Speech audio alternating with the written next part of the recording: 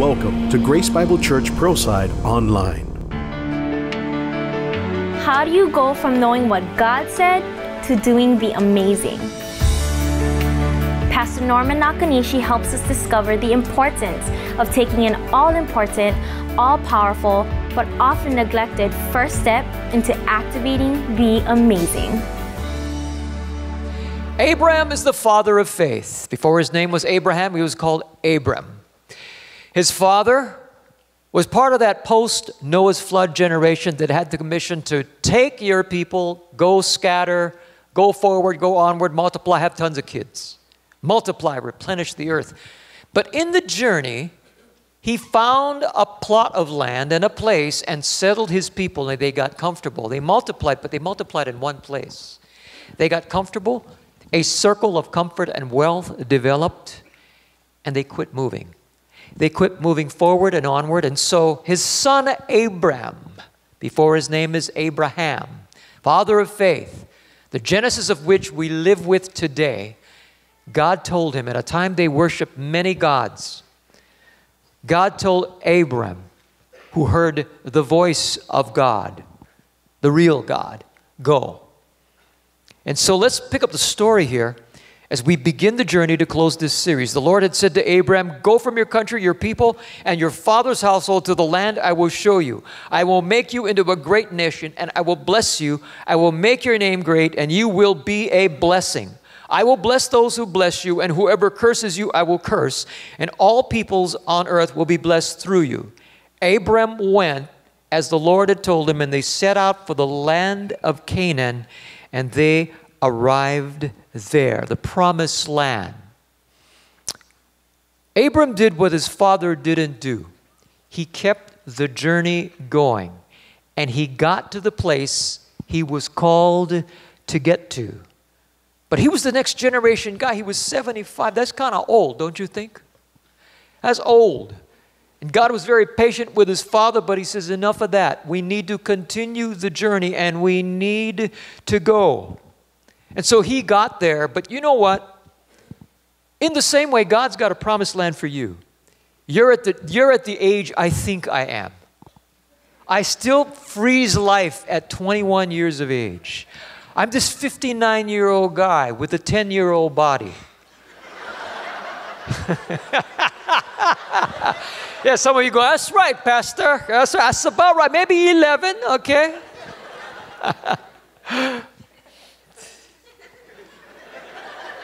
I look at you, and there's a promised land of destiny. You're here today, but God has called you to be there tomorrow. You are training for the best in your life. Watching the Winter Olympics, which I cannot relate to because of the snow. These are young athletes trying to be the best. They have trained all their life not to be average or mediocre. And where you are right now is where you better not be 2 or 3 years from now, because God is always moving. And He's always saying to you in your generation, go, go, go. So many of you have been on mission teams. You've gone around the world. Pastor Kalai has been to places I can't even spell. It's an exaggeration, but it's true. And there's something in you of greatness God's put in there. And Abram got a hold of that. He heard the voice of God. He didn't do stuff because they said. He didn't even do what his relatives said, because history tells us that they never traveled more than Pearl City to Kalihi. From community to community, Abram had an inheritance of wealth. He had it made. He was 75. He could have settled down and retired. And God said, go. And he went because he said. Tradition says he had to fend off relatives. It says, wait a minute, you're the new patriarch. You're supposed to take over. You're the guy. And he had to deal with a lot of tribal rejection in order to leave the comfort of his father's household. His father, see, in those days, Middle East, I have set you up, son. What are you doing? Double portion. You are the man. How could you leave? And where are you going to go? Abram said, I don't know. Because when God told him leave and go, God didn't tell him where he was going. How's that? You talk about faith, but he went. He knew he couldn't stay where he was. He knew he couldn't be contained in that. But guess what? It was the starting leg. God never also tells you to go just to get someplace. I was telling all the other services, and I was downloading with Pastor Coach earlier. I am a Farrington High School graduate. You could get in. The entrance exams were very easy. And they played for the state championship last night. This is the first time since Alfredo, Pastor Coach's father, captained the team to a state championship. You know what that was? That was like 54 years ago. And so all of Kalihi was there last night. Well, it seemed like it. And they lost to Iolani by 3 points. I had to just champ myself up to preach this morning. I was listening to Pastor Coach's text message, scoring live, and meditating over this message. Nobody in Kalihi is happy that they just got there. They were supposed to possess the game and win. And sometimes in life, we get happy with just getting close. We become happy with just getting almost there or just getting there. But the will of God from the very beginning was for His people to have their land. They would have to oust some enemies, some very evil inhabitants who sacrificed their children as worship. This was their call. They weren't just supposed to get to the land. They were supposed to take the land. God has a land for you, a land of destiny, a land of inheritance. And so for that to happen, you can't just receive the word, and you can't just know it. You've got to obey the word, and here's what you've got to do. Take the first step. Abraham, to leave the inheritance, the roughest step was the first step, because you could still hear not just what he said, but what they're saying. Abram, how could you? How could you? You're the man. You're leaving us. You are the patriarch's son. You have this inheritance. What are you doing and where are you going? Hey, Abram, where are you going? He said, I don't know, but I'm going. That's faith. That's why he's called the father of faith. And the Bible says faith pleases God. So there's Abram, and he's going. Years and years and years later, centuries later, Moses' disciple Joshua is at the border of the promised land that Abraham eventually got to. But now he was going to conquer it. There were ungodly societies, people groups there that had to be ousted. Joshua was Moses' disciple. And now, 40 years had passed. Remember, you know the story of the Exodus. The next generation people, Joshua, Caleb, the only ones who believed God, they couldn't go in, them and their families and the next generation families, until the older generation died out 40 years. Baby, it's a long time. Joshua had trained 40,000 warriors because they were going to fight. The Amorites, the Canaanites, the Hivites, the Jebusites. These were wicked people who were formidable opponents. 40,000 people, think Aloha Stadium, ready to charge. But it's the first step that's the hardest. So as they're getting ready to cross the Jordan River that separated the desert from the promised land, Joshua said to the priests, take up the Ark of the Covenant, which was the presence of God, symbolic of the glory or the weight of God, because God would appear between the angelic wings on that box from time to time and strike fear in people. Take up that ark, pass on ahead of the people. And so they took it up and went ahead of him. And the Lord said to Joshua, today I will begin to exalt you in the eyes of all Israel, so they may know that I am with you, as I was with Moses. Tell the priests, the spiritual leaders who carry the Ark of the Covenant, when you reach the edge of the Jordan's waters, go and stand in the river. Okay? Let's continue the conversation some verses down. And as soon as the priests who carry the ark of the Lord of all the earth, set foot in the Jordan, its waters flowing downstream will be cut off and stand up in a heap. So when the people broke camp to cross the Jordan, the priests carrying the Ark of the Covenant went ahead of them. Now the Jordan is at flood stage all during the harvest. Yet as soon as the priests who carried the ark reached the Jordan and their feet touched the water's edge, the water from upstream stopped flowing. It piled up in a heap a great distance away, and while the water flowing down to the sea of the Araba, that is the Dead Sea, was completely cut off. The only assurance they had, the Lord said, was, I'll be with you. Now, how is this significant? Joshua's told, I'm going to show the people that as I was with Moses, I'll be with you. Here's the problem. When God was with Moses and they had to cross through the Red Sea, God parted the Red Sea first. He parted the waters first, then the people went in on dry ground.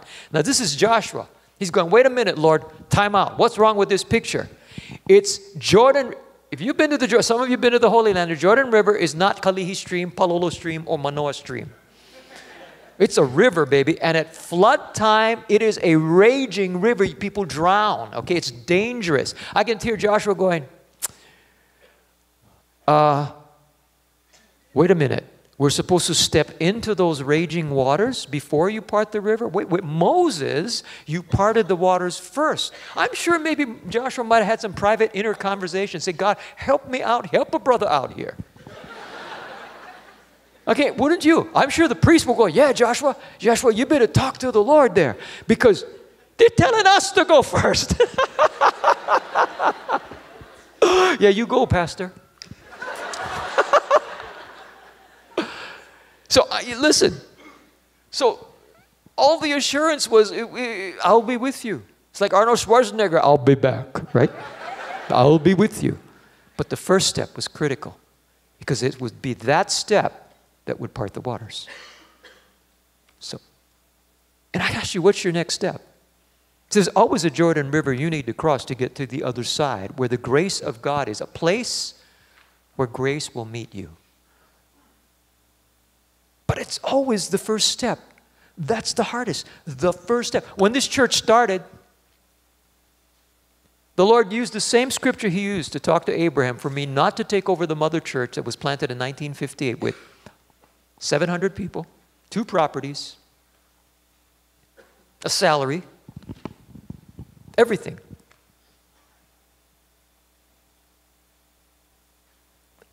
And Lord, when I was reading the Word in my devotions, in prayer, it just leaped out at me. Leave your father's house.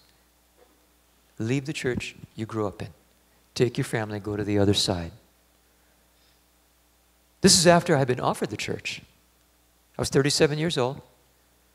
Auntie Faye and I tried to make it fit. But it was clear. And that's where, feeling that on the inside,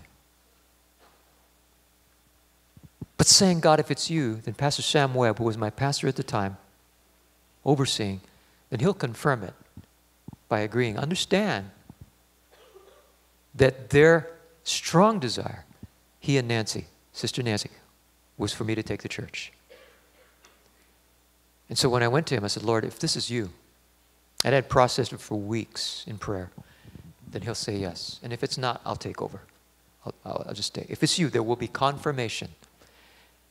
Walked into the office, shared my heart, and immediately, without hesitation, with tears in his eyes, he says, Norman, I knew. I was just hoping you wouldn't ask. We'd like for you to stay, but since you've asked, we've known, we're prepared, that if it should come to this, it would be the will of God. We bless it. Go. And he prophesied.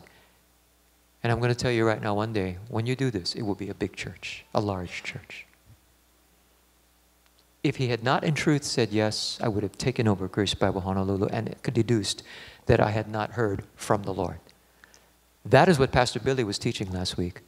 Sometimes our hearts can fool us and we can make stuff up.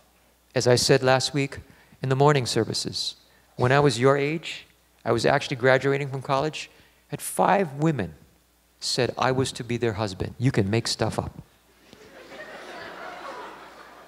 I know, hot, look, hot I'm not, okay? I mean, look at this, all of this here that's happening, okay? It's not astonishing and it's not stunning. And I told a couple of them, the Lord didn't tell me. Now, somebody's got to be wrong here. You know, and mentally, I thought, I can't be marrying 5 women. You have these conversations, and the woman I married was none of them. Now, 4 of those 5 are happily married today. And we can laugh about it, probably. And none of them are in this church, so quit thinking about who is that. Even if there was, it's none of your business. So, to take that, just to take a little vibe out of last week's message, listen, taking the first step. You know how I got Auntie Faye? There were 5 guys dating her that wanted her, that were bigger. I mean, they had muscles and everything. They were smarter. Honestly, some of them are big-time guys today in the spiritual world and the business world. I'm 5'5", 125 back then. Now I was 130. I lost 5 pounds since then, really. More muscle, less fat. And then taking that first step to ask her out was scary. It was not, listen, I never had a girlfriend to her, right? Never. All kind of insecurity. Actually, I was very secure. I didn't need girls. I love, let's be honest, I don't want to lie, okay? Baby, you know, like I said, I grew up in the clubs where all kind of women threw stuff at you and threw themselves at you. Hot, I'm not. There's this next series, Breath Mints, is going to be good for you. It's called Breath Mints. Okay, I'm just saying. You're going to hear it later on. We need to get taught stuff like that. But my first date, I took her bowling. Bad idea. Really bad idea. It was horrible. But you know what? She still wants to be married to me 34 years later, I think. The only woman I've ever known. But you know what? The first step was the hardest. I can't tell you how many times I circled her house. I can't tell you how many times. We used to teach in the same school. I went back and forth on the sidewalk. I was so nervous. I really was. Because I'm thinking, how do I do this? What do I say? And what was even worse is when I proposed to her. You don't even want to go there with me. But it's the first step. What's your first step or your next step to the other side? Trust me, the Lord will be with you and His grace is waiting for you. And look, when you take the step, you break the fear. When we took the step for the building, little did we know that uncontrollable circumstances, and I'll make the story short, cut short our efforts after we had spent $500,000 on design and construction planning. And then all of a sudden we came to realize things out of our control could leave us without a lease and without ever going forward. And I spent a lot of time on my face before the Lord. When we planted this church to begin with, we only had a place for 3 weeks. And after that, 30 adults and 20 kids would have to go to Blaisdell Park and really be Grace Bible Pearlside right by there on the side of Pearl Harbor. But I did it because He said. We did it because He said. And when He says, He provides. After 2 weeks, we got another place. And after 2 years, we have a place for Grace. And along the way, guess what? It was just trusting Him. It takes the first step. You have a contradiction. You have adversity. But if you hold on to the Lord, you hear Him say to you, I'm with you. Trust me. That's what Abram did. All he had was a word from God. Go. And it didn't matter what everybody else thought. It didn't matter what everybody else said. All that mattered was what he said. And when it came down to my insecurity going after my wife, that's what I came back to. I may not be as good looking. I may not be as big or smart. But He said. Baby, He said. That's what and you know, that's what God speaks to you. Hashtag GBCP in the Word. You know how it started? He who finds a wife finds a good thing. I was in my devotions reading through Proverbs. I was kind of feeling like, Lord, I'm really happy being single, but I'm kind of feeling like maybe I should check out, possibilities. And that's when the Lord spoke to me, right there in my devotions. He who finds a wife finds a good thing. How many of you are married? God calls you a thing. Don't blame me. It is written. Absolutely. So, love that word. Love that Bible. Love that journey. The journey in John. Together, let's hear the Lord speak to us. And then when He speaks, look, don't stop. As illogical and difficult it is, if all you have is I'll be with you and trust me, continue walking, complete the journey because He's walking with you. He's walking with you. Look at here. The priests who carried the ark remained standing in the middle of the Jordan until everything the Lord had commanded Joshua was done by the people. Just as Moses had directed Joshua. The people hurried over because wouldn't you? I mean, we're talking big time waters left and right. This is flood stage. They're hurrying over. They hurried over as soon as all of them had crossed the ark of the Lord and the priests came to the other side while the people watched. The people on the other side would say, come on, come on, come on. The people in the back looking at the people in the riverbank, but they were watching like, the priests were probably freaking out. They were in the middle. They were thinking, yeah, come on, hurry up, hurry up. Look, let's be real about this. Never happened before. They heard about the Red Sea, but they just heard about it. I mean, this was tense. The worst thing you can do as you get into the deep place is stop. You say, I feel like I'm going through hell. Don't stop it. If you think you're going through hell, keep going. Don't stop in hell. Keep moving, keep moving. Hurry up, hurry up, hurry up. So they got through. See, Abram's father, he stopped. He got comfortable. Maybe because, listen, there's some things here. There were lands that he wasn't sure of. He heard about the bandits. Maybe he remembered the familiarity of what he had, but he was afraid of what was ahead of him. And he said, this is enough. Let's just settle here. And so his son Abram had to take up the call. He heard the Lord say, go. Joshua, centuries later, would bring all of this to fulfillment. But he had to take the people of God across the Jordan River. What's your Jordan River? For us as a church family, it's Jordan Ka'ahomanu Street. Where it buzzes right now, I'm told we're the largest church in the United States with the smallest headquarters. We share it with a steakhouse. I think about that. I know the sewers overflowed the other night, but that was just confirmation. Go over. Go over. Amen. That was pretty nasty. In fact, it happened a couple weeks before in the men's bathroom. I think the Lord's just saying, I'm giving you confirmation by excrement. And so God helps us along. And it's taken 2 years. What I thought would take 2 months has taken 2 years, and here's what it's done. It's caused me and our team right here in the front row, some of you, many of you, to know what it is to spend face time before God. Because Joshua did just before they entered the land. Joshua, as muscled as he was, as trained as a warrior as he was, as anxious as he was over a 40-year wait, he was ready. He was ready to go bust some chops. He was ready to take, I think he had so much anxiousness in him, he was ready to scale the walls of Jericho and take that thing over by himself. And see, when we're full of self, that's the problem. You say, how come it's so hard? How come we got to climb that, move that mountain, climb that hill? How come we got to cross that river? How come it's so hard? Because if it was easy, we wouldn't need him. We wouldn't need the grace of God, his overcoming, empowering grace. We would do it ourselves. We would give God a little props, but we take most of it. God wants all of it. It's him. It's his glory, and it's for his glory. And so the last 2 years for me, there were times like I'm thinking to myself, whoa, what if this thing doesn't happen? What if my mind would go places? I was first told at Disney World 2 years ago that Leeward would be renovating. It's possible in 9 months you would have to move 3,000 people on Sunday. I lost all my joy in the place of happiness. I called Pastor Paris. I was having dinner with Tony Holyfield. We were in this buffet restaurant where they have the Disney characters. Irritating buggers. I was not happy. I was like, what? What do you mean 9 months, 3,000, right? I wasn't hearing God. I was hearing fear. That's what happens at first. I look at all of you. I said, man, it's one thing to have 50 people when you start the church to go to the park.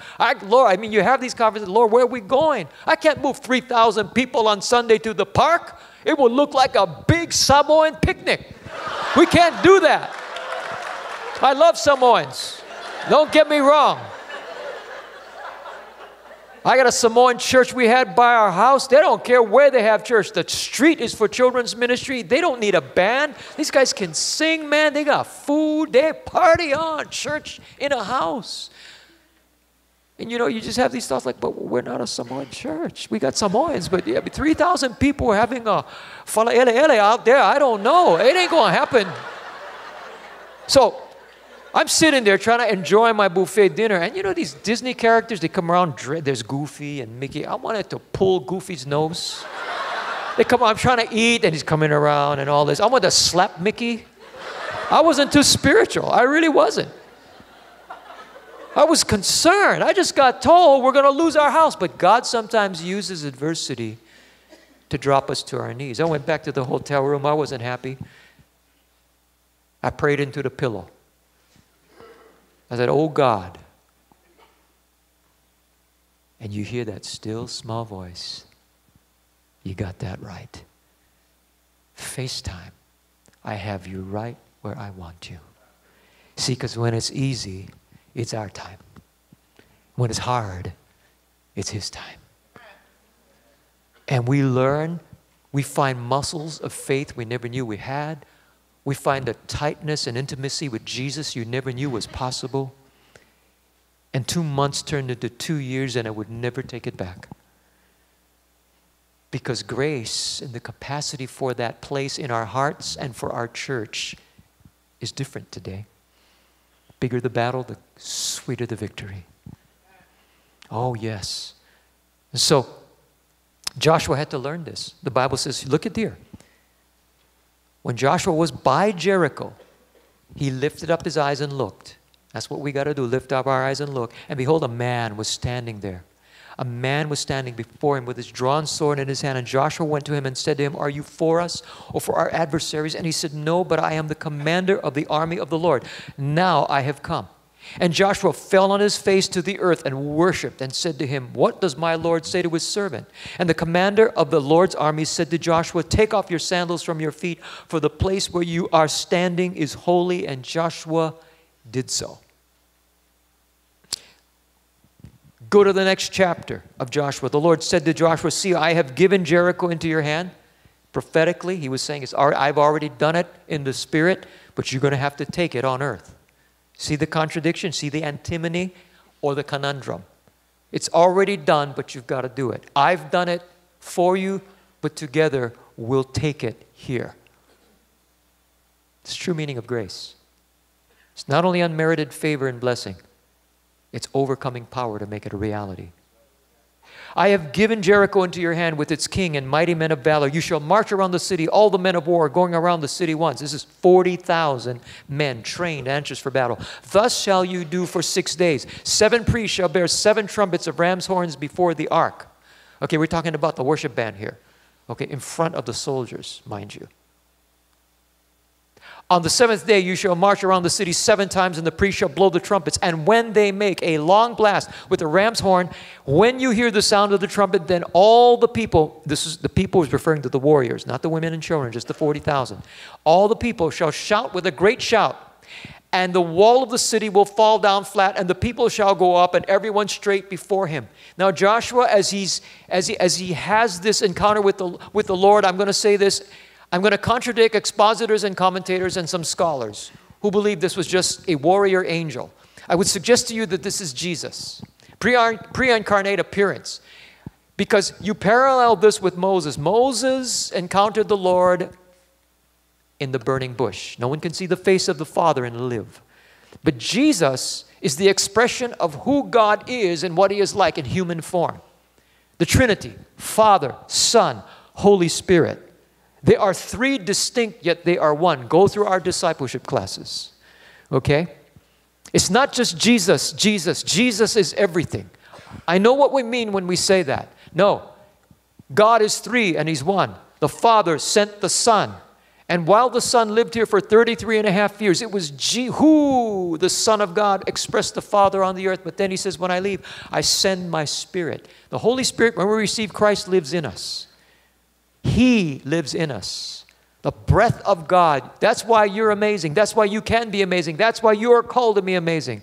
That is why this church has grown. That is why you can pray extraordinary prayers. That is why you can cross the Jordan. That is why you can connect with grace on the other side and not just be average and mediocre and just take up space on the planet. Are you here? You got to connect. The Spirit of the living God lives in you if you have received Christ as your Lord and Savior. I'm 59 years old. Give me that mountain. And I know it's not for me, it's for you. I know this. We want to buy this place. We don't want to lease it, although it's a pretty long lease, and we'll have grace beyond what we have it for. Because I see your generation. I see the Joshuas and I see the Calebs. I don't see me. If it was me, I would have wanted this building 10, 15 years ago so I can enjoy it, preach in it, and be famous. Too late. I'm being honest. You guys are so easy to preach to. I mean, I could burp and you go, amen. Or maybe not that bad. So, here's Joshua. He's all muscled up and he's ready. The Bible says he fell on his face. He worshiped. And he's told to take off his sandals because the place where you stand is holy ground. That don't just sound like an angel to me. I believe this was Jesus because it was a person in the flesh. Just like when Jesus walked with the disciples on the road to Emmaus after his resurrection, they didn't recognize him until he started talking. And when he broke open the word, they went, oh, their eyes were open. His eyes were open when the Lord spoke here. Now, I don't want to get into a debate with you because some of you look at me funny with kung fu eyes, okay? But there are expositors and scholars who believe this is Jesus. It just was not just because this was going to be the fulfillment of the promise of centuries. They were going to enter the promised land. They were going to cross the Jordan. Forget the Red Sea. This was it, baby. And maybe this is what happened. Understand, in this clip, you're going to see the brother angel. But my interpretation is that this was Jesus. A picture's worth 1,000 words. Take a look.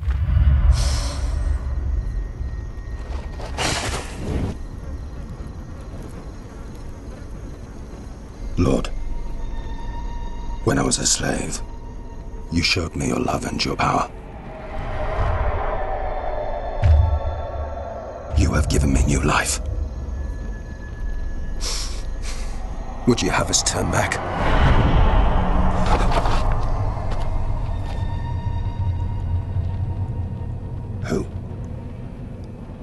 Who are you?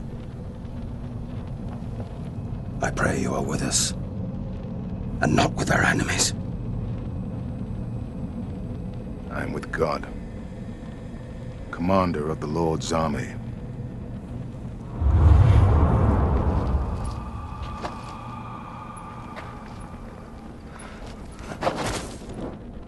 What does he ask of us? The Lord parted the waters for Moses. For you.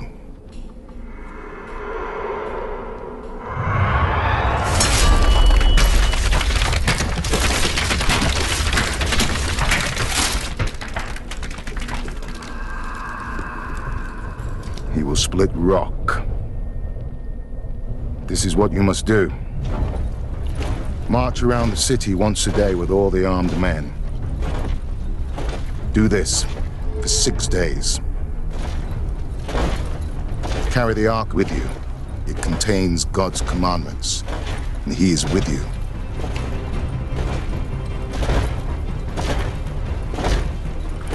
Then, on the 7th day, march around the city 7 times.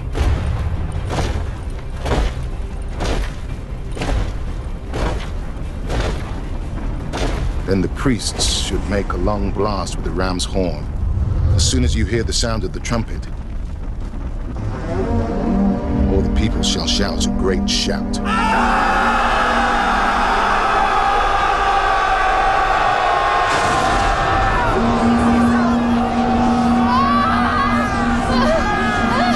It's happening!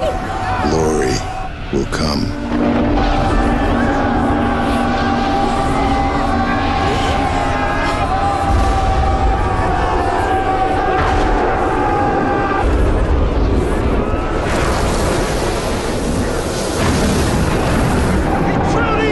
Shaper of the world!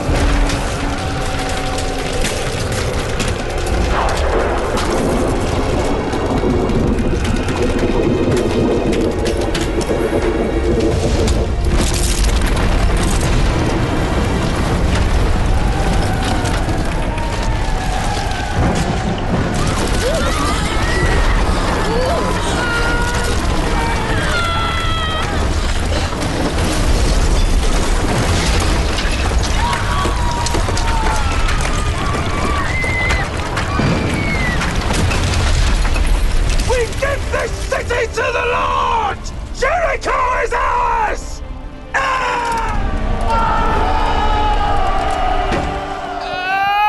As a Jewish haka. That's what soldiers did in those days. They would, same principle, they would shout to intimidate the enemy and encourage themselves.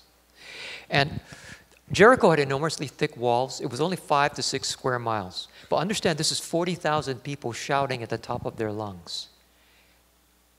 But I would imagine as they were marching, soldiers are thinking, we were trained to fight, not trained to march. God wanted to make sure it wouldn't be by their own strength. And to make sure of that, there was these walls. See, Joshua's men didn't know how to fight against walled cities. All they knew was desert warfare. So they would need God. And God set them up as their first conquest to be Jericho because they couldn't really do it in their own strength. Even with the numbers that they had, they didn't have the strategy to scale walls yet. So what recourse did they have but to listen to Joshua and march? And I believe maybe the second or third time they're praying. Okay, this is dumb. What are we doing? We're trained to fight, but we're marching. You march and you pray, and then they get it. Seventh day, they march 6 times. The 7th, the trumpets blow. They scream, the walls fall, and it's an instant knockout. That is called grace, overcoming power. That expression of God that is not humanly possible. And there is always a river, there is always a Jordan, and there is always a wall that we must traverse for us to go from here to there. It may be fear, insecurity. It may be a relationship. It may be a habit. It may be an addiction. It may be a hobby. I don't know what is. But through the grace of our Lord Jesus Christ, you can do anything. Take the first step, continue walking, and don't stop in the middle of the river.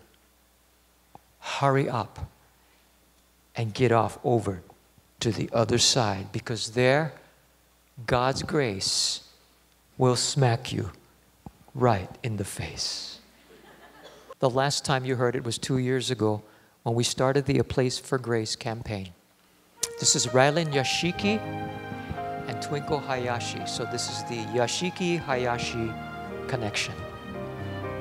And how appropriate. And they're going to sing the theme song for our journey, and it's appropriately called The Prayer. I pray you'll be our eyes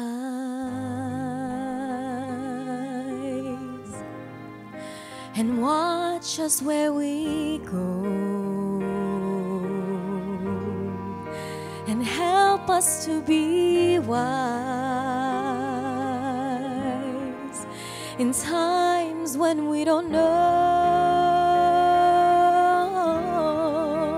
Let this be our prayer as we go our way.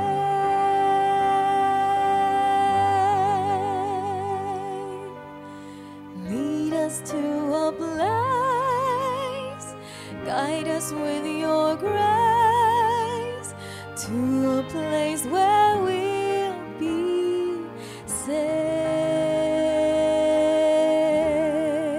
I pray we'll find your love. I pray we'll find your love and hold it in our heart. and hold it in our heart. When stars go out each night. When stars go out each night. Remind us where you are. Remind us where you are. Let this be our prayer. Let this be our prayer. When shadows fill our day. When shadows fill our day. Lead us to a place. Guide us with your grace. Give us faith so we'll be saved. A world where pain and sorrow will be ended, and every heart that's broken will be mended, and we'll remember we are all God's children, reaching out to touch you, reaching to the sky. We ask that life be kind. We ask that life be kind. And watch us from above. And watch us from above. We hope each soul will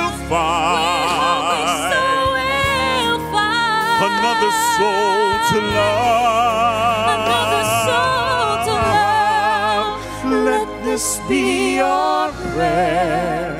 Let this be your prayer. Just like every child. Just like every child needs to find a place. Guide us with your grace. Give us faith so we'll be saved. Needs to find a place. Guide us with your grace.